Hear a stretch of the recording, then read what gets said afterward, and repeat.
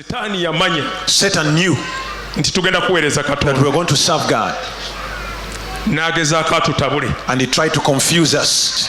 The other thing I want to thank God for is the heart of Pastor Kayanja.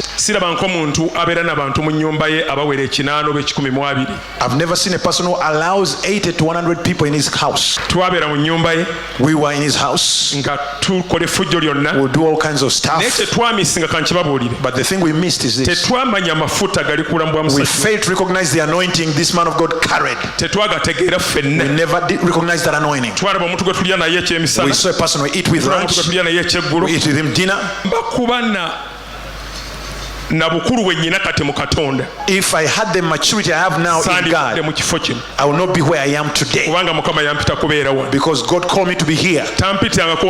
He never called me anywhere else. He called me to be with you in ministry. But I missed because of one thing: failing to know that God called you. That is one reason. I will never have left.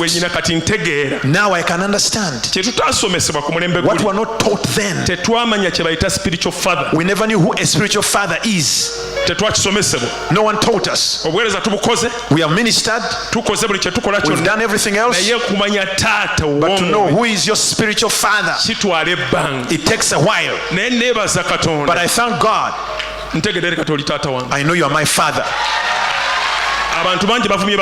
Many people have insulted their fathers because of failing to recognize their spiritual fathers. We miss certain blessings because we never recognize our fathers. Thank you for giving me this opportunity. Let me tell you, if there is anything on your heart that I hurt you, feel it on your heart, I ask for your forgiveness. Wow.